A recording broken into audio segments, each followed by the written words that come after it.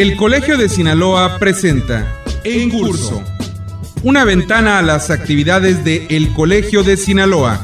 Trabajo, arte, ciencia, investigación, expresión. En Curso. Comenzamos.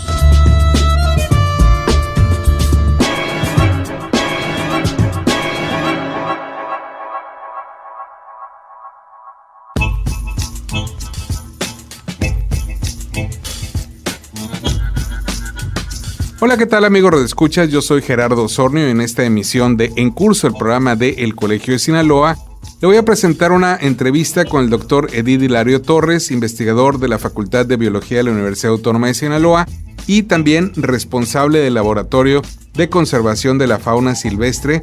Es doctor en Biotecnología de la Salud y también es profesor titular C en la Universidad Autónoma de Sinaloa.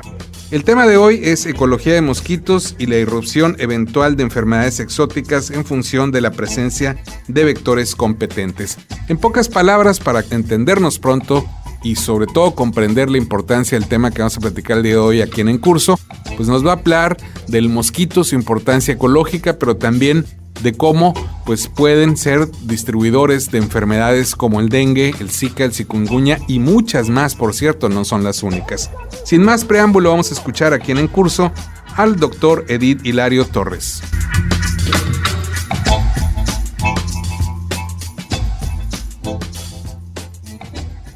Bueno, yo quisiera comenzar con una pregunta que quizá nos va a aclarar mucho.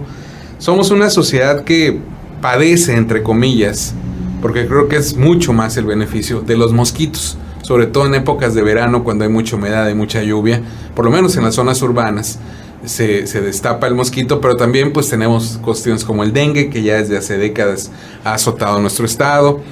¿Qué importancia tiene, platícanos usted, el mosquito dentro de los ecosistemas? Porque la tiene seguramente para que nosotros podamos entenderla y no pensemos que es una plaga dañina nada más.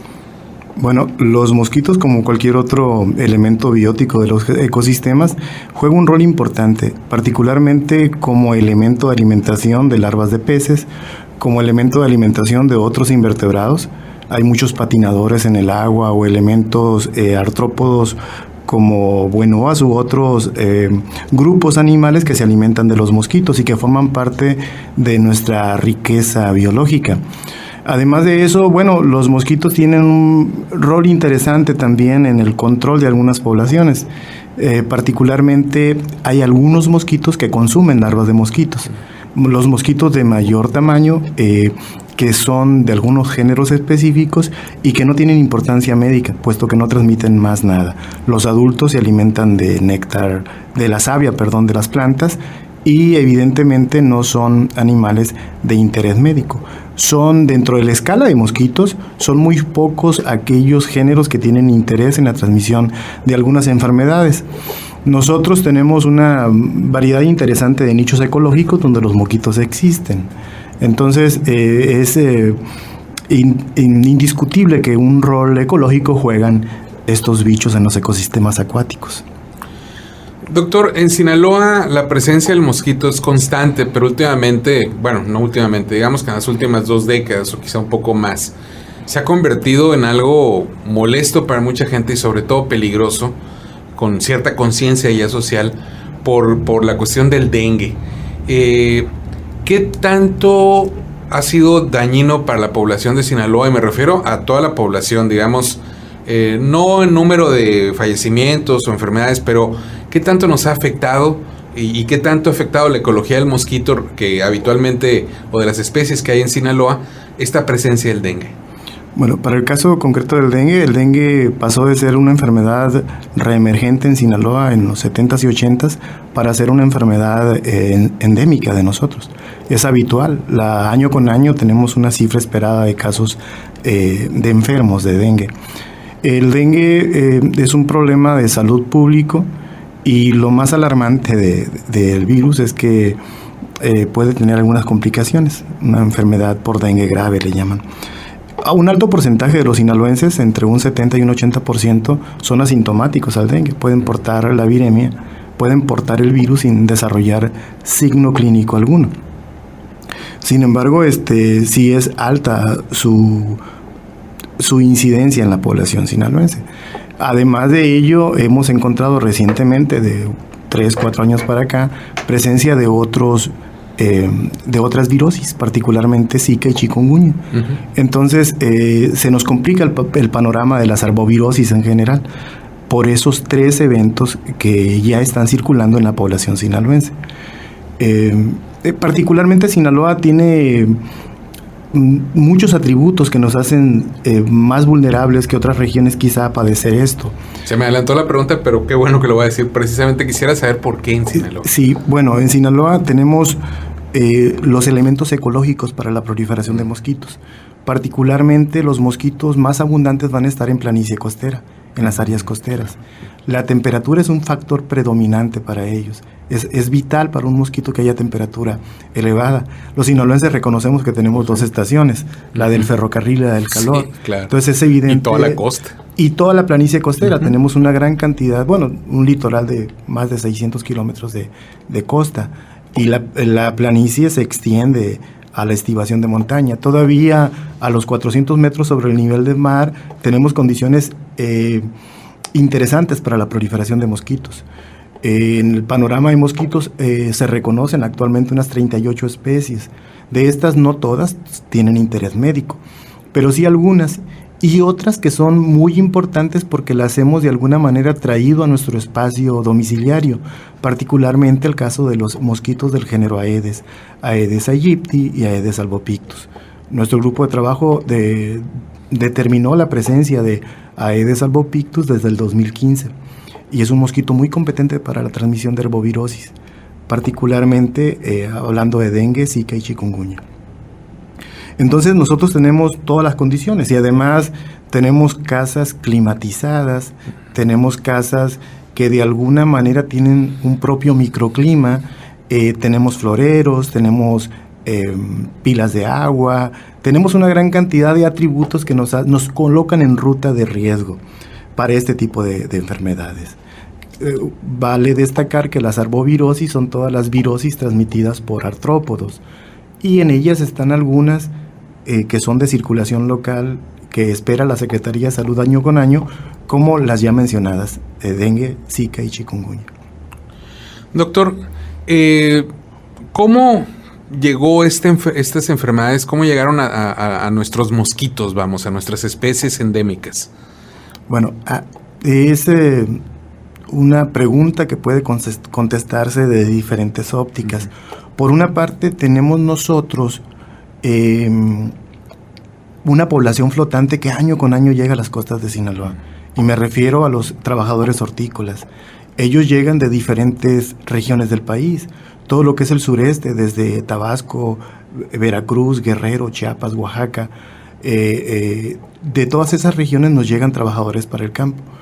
Con ellos no únicamente vienen las personas, también vienen algunos invitados. Las formas de huevos en áreas húmedas de mosquitos pueden durar viables de un año a otro. Entonces no es descabellado que algunos mosquitos hayan entrado por migración pasiva, cargados con algunos elementos virales.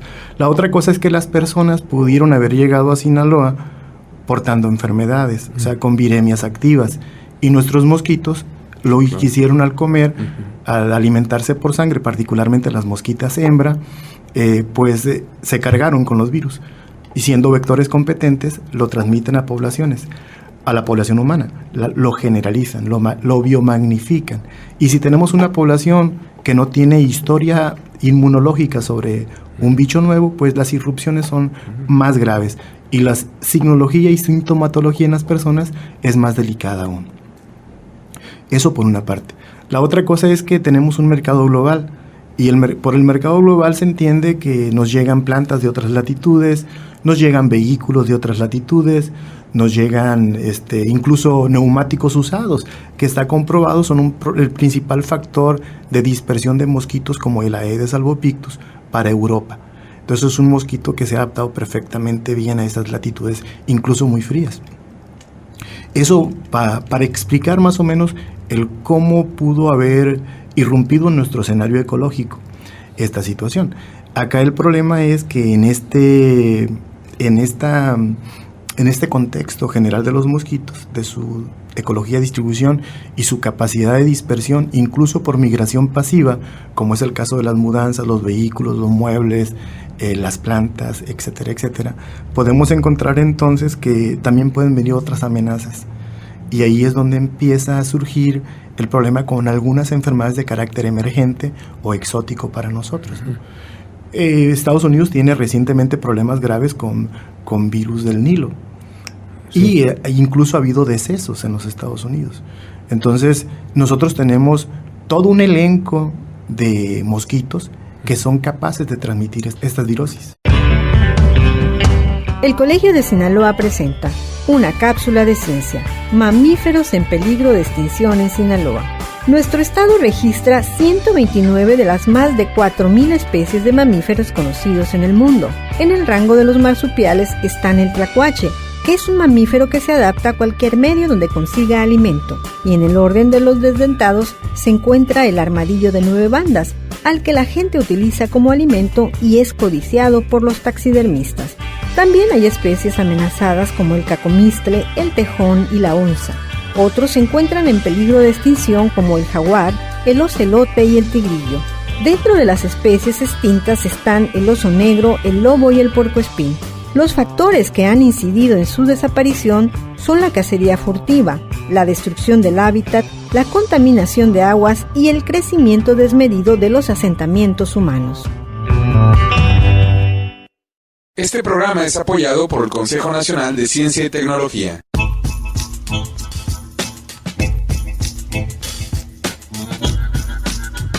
Les recuerdo a quienes nos sintonizan que este es el programa en curso, el programa de El Colegio de Sinaloa, una emisión que llega a usted a través de diversas radiodifusoras culturales de nuestro estado desde hace alrededor de 2 décadas, llevando para usted algunas de las actividades de nuestra institución, el Colegio de Sinaloa, en la voz de nuestros invitados, colaboradores y personas que asisten al Colegio de Sinaloa a realizar diversas actividades. En esta oportunidad estamos platicando con el doctor Edith Hilario Torres, investigador de la Facultad de Biología de la UAS, que nos está platicando sobre la ecología de los mosquitos y la irrupción eventual de enfermedades exóticas a través de estos. Verdaderamente interesante el tema. Nos lo está platicando un experto para que usted no entre en pánico, pero también tome las precauciones de vida y sobre todo comprenda la importancia de no tener cosas que puedan desarrollar larvas con enfermedades a través de los mosquitos en el hogar. Vamos a seguir escuchando al doctor Edith Hilario Torres.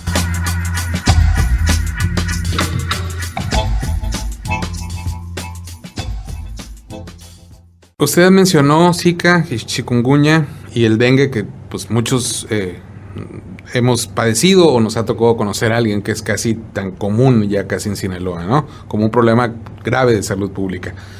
¿Cuántas, usted acaba de mencionar que tienen una buena cantidad de posibilidades de que otras enfermedades? Hay algunas que están ya prendiendo, digamos, focos rojos en los investigadores como usted, de que están muy presentes, de que se han detectado ya en diversas especies de mosquitos. Platíquenos un poco de eso, para saber que no son los únicos peligros a los que estamos expuestos. Sí, quizá el peligro más reciente es un brote de encefalitis equina en Nayarit. La encefalitis equina es una enfermedad que está presente de corte selvático entre mosquitos del género Culex y aves de tipo de las paserinas, cuervos, gorriones y afines, calandrias y otros. Generalmente el mosquito puede estar infectado con este virus y puede transmitirlo a los caballos y puede transmitirlo a las personas. Entonces, recientemente, no hace más de 6 meses, que tuvimos esta alerta en la frontera norte de Nayarit. Las secretarías encargadas de la vigilancia epidemiológica, tanto para animales como para personas, cerraron la frontera a los equinos. Pero eso nos prende los focos rojos, porque tenemos mosquitos del género Culex en varias especies y son altamente competentes para transmitirlos. Además de eso, tenemos, por ejemplo, otros mosquitos. Por ejemplo, cuando vamos a Imala o cuando vamos por acá a algún área cerca de Culiacán con selva baja, hay un mosquito que la gente le llama mosquito azul. Ese mosquito azul también es competente para transmitir esa viremia, esa virosis. Y es un mosquito del género Hemagubus. Entonces, hay una gran cantidad de mosquitos. Si bien es cierto, muchos de ellos no tienen interés médico, hay algunas especies y algunos géneros que sí. Casualmente están esos. Quizá es el evento más interesante en el corto plazo y en el escenario en salud. No es para alarmarse, simplemente como para cobrar conciencia de que esto está ocurriendo. Ahora, en esta temporada, cuando la proliferación de moscos es mayor, no implica necesariamente que tengamos mayor casos o mayor número de casos en personas, de enfermedades de cualquier tipo.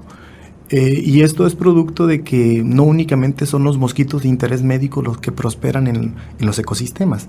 Hay una gran cantidad de artrópodos, incluso no mosquitos, que también prosperan en los ecosistemas e incorporan como alimento a las larvas de mosquitos.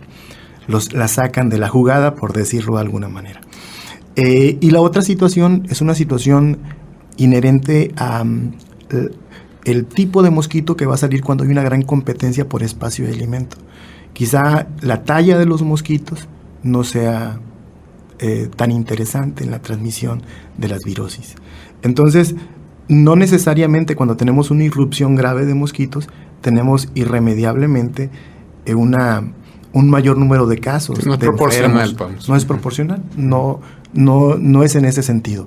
El problema es que a esos mosquitos que tenemos consentidos en casa, como los mosquitos del tipo Aedes aegypti o Aedes albopictus, eso sí los estamos pues malcriando en casa con el espacio de agua, con la temperatura, con nosotros les servimos de alimento, y si no somos nosotros son las mascotas. Entonces de alguna manera tenemos ahí una circulación intradomiciliaria con el enemigo en casa. Tendríamos que ser muy cautos con esa situación y adoptar las medidas de prevención, que todos sabemos, mosquiteros, evitar tener elementos con agua concentrada, estancada. ¿No? Sí, incluso la llanta vieja que le quitaste al carro y que la dejaste ahí por si acaso algún uso, pero realmente puede ser el nicho particular para la proliferación de mosquitos. Entonces, que no en este tiempo, pero sí ahorita llegando, pues ya en el otoño-invierno, podemos tener aún mayores problemas, incluso que en el verano. Y uno siempre piensa que el verano es la parte más no necesariamente peligrosa. Qué bueno que nos lo menciona.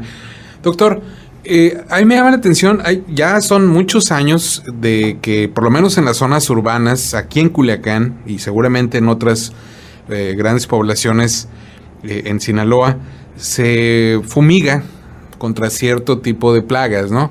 ¿Qué tan bueno y qué tan malo ha sido? No me refiero tanto a la efectividad contra el dengue, sino qué tanto daña la ecología del mosquito, que debe preservarse, que debe existir, porque usted lo ha mencionado, es algo que está ahí por una razón y como parte de un ecosistema tiene una razón de ser y de existir, pero de repente estas fumigaciones pudieran haberlo dañado, más allá de lo necesario contra una plaga en específico, ¿no? Contra una enfermedad.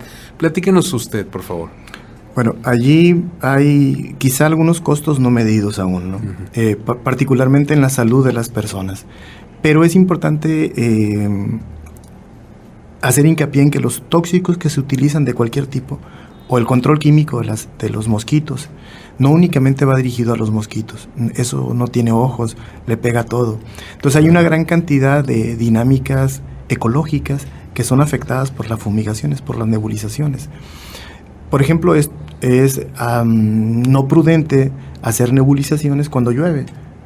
Finalmente, la toxicidad va a lavarse por efecto de la lluvia y va a terminar en los lechos de ríos y demás.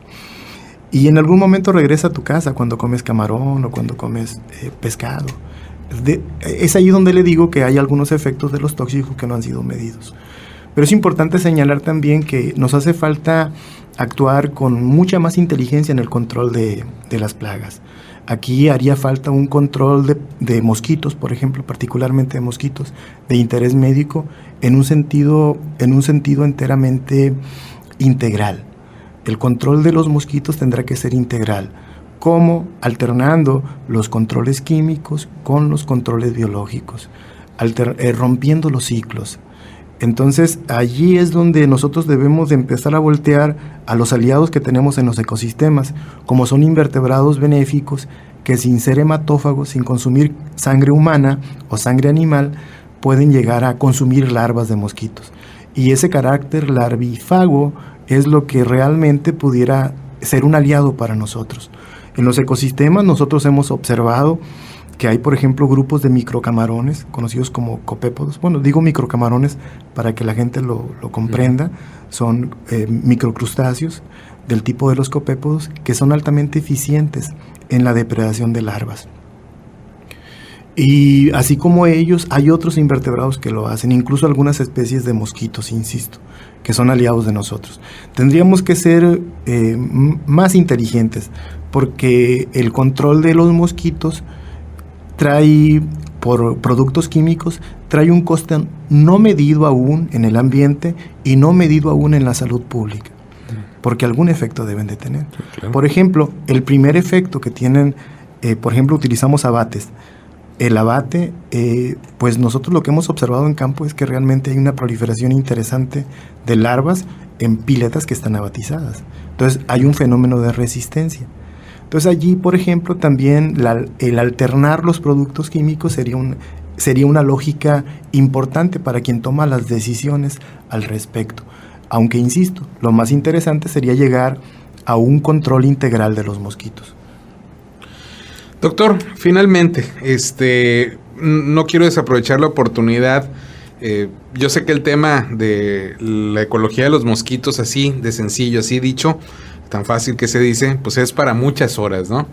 Pero veo aquí en la información que tengo de usted desde hace días, es responsable del Laboratorio de Conservación de Fauna Silvestre y usted labora para la Facultad de Biología de la UAS. Platíquenos brevemente qué es lo que ahí hacen, porque es importante que la gente sepa que hay una conservación, que hay un proyecto, que hay un programa, que hay gente trabajando en la conservación de nuestra fauna silvestre en Sinaloa, porque de repente desconocemos, vamos a la universidad como un lugar para ir a tomar clases y nada más, pero la investigación es muy importante y en este caso más específico sobre la cuestión de la fauna silvestre. Bueno, la Facultad de Biología actualmente tiene un programa de doctorado. Y en ese programa de doctorado, bueno, participamos nosotros como unidad, como laboratorio de conservación de la fauna silvestre. Nosotros hemos hecho algunos esfuerzos, por ejemplo, tenemos un ala que trabaja especies exóticas en los ecosistemas y el impacto que pueden ocasionar en la fauna autóctona. Hemos detectado, por ejemplo, langostas australianas en el río Culiacán, eso ya lo reportamos. Hemos detectado la presencia de pez diablo, uno de nuestros compañeros trabaja fuertemente eso, es una especie invasora. Hemos ampliado registros para algunas especies de peces en el río Humaya, Tamazula y Culiacán. Hemos también trabajado fuertemente con la distribución y la ecología de los cocodrilos. Mucha gente conoce a los cocodrilos como caimanes, pero realmente lo que tenemos en las costas sinaloenses son cocodrilos, y no es de extrañar que el río Culiacán tenga cocodrilos o que el canal de recursos hidráulicos tenga cocodrilos. Estamos en zona cocodrilera para acabar pronto, ¿no? Entonces los esfuerzos tendrían que ir a conocer nuestra fauna y a de alguna manera trabajar con ella incluso como un atractivo más de nosotros y en un acto de civilidad, porque no es pelearnos con los cocodrilos, sino ver de qué manera podemos trabajar con ellos. Hasta ahorita, que yo sepa, no hay incidentes en nuestras latitudes. También estamos trabajando ahorita fuertemente con la diversidad genética de la guacamaya verde y tenemos un proyecto para reincorporarla a los ecosistemas de la mano con la Reserva Ecológica de Nuestra Señora en Cozalá. Y así como eso, estamos trabajando también con la amplitud de registros de una gran cantidad de otros grupos faunísticos. Entonces, le apostamos un poco a la diversidad y creo yo que es la parte esencial de la conciencia que hemos de cobrar para efecto de conservar. La lógica de conservar es que no se puede conservar lo que no se conoce, porque lo que no se conoce, pues no le tenemos aprecio, no le tenemos estima. No podemos conservar lo que no queremos y no podemos querer lo que no conocemos. Entonces estamos trabajando en esa lógica y lo estamos haciendo, creo yo, pues despacio por cuestiones de que en ocasiones los recursos no alcanzan. Sin embargo, en eso se centra nuestro trabajo. A la par con eso, trabajamos aspectos de salud pública en algunas variantes interesantes. Por ejemplo, trabajamos algunos otro tipo de mosquitos con importancia para algunas parasitosis, y me refiero a jejenes o ese tipo de dípteros. Flebótomos les llamamos porque comen cortando, no chupando como lo hace un mosco, ¿no? Y trabajamos también, por ejemplo, algunas enfermedades puntuales en vida silvestre, como lepra en armadillos. Eso es generalmente lo que hacemos. En materia de conservación, lo primero que le comentaba es lo que más podemos rescatar en este momento, más lo que se sume como esfuerzo posteriormente. Doctor Edilario Torres, pues ha sido un verdadero placer platicar con usted, conocer un poco de lo que se está haciendo de investigación en el Laboratorio de Conservación de la Fauna Silvestre en la UAS, en la Escuela de Biología, para ser preciso, y también, sobre todo, conocer de la ecología del mosquito y la irrupción, como usted ha mencionado muy bien, de diversas enfermedades exóticas, pues a través de vectores competentes, ¿no? Entonces creo ha sido una entrevista muy rica en información para todos nuestros radioescuchas. No sé si tenga algo más que agregar.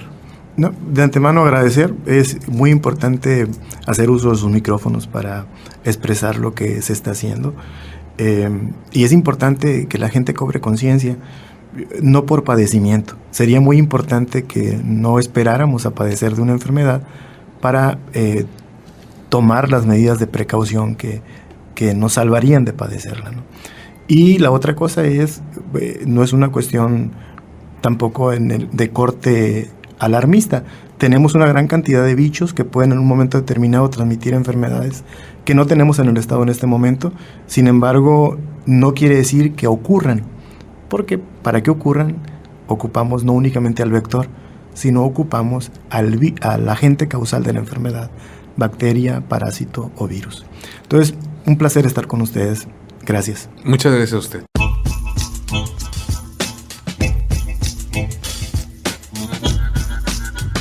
Estamos a punto de terminar. Les reitero que escuchamos al doctor Edilario Torres, investigador de la Facultad de Biología de la Universidad Autónoma de Sinaloa, con un tema realmente muy interesante. Lo quiero invitar para que se sume a las diversas actividades del Colegio de Sinaloa. Puede obtener información acudiendo a la sede en Culiacán, Rosales 435 Poniente, código postal 80,000, o también llamando a los teléfonos 6677-161050 o 6677-161046.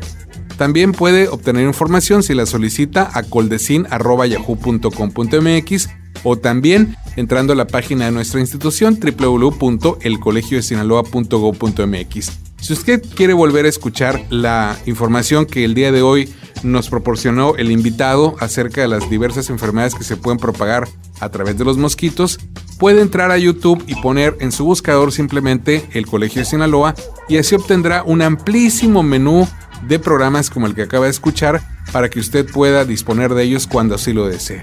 Ahí está la invitación, súmese a las actividades del Colegio de Sinaloa. Yo me despido, soy Gerardo Sornio y lo espero en la próxima emisión de En Curso, el programa de El Colegio de Sinaloa.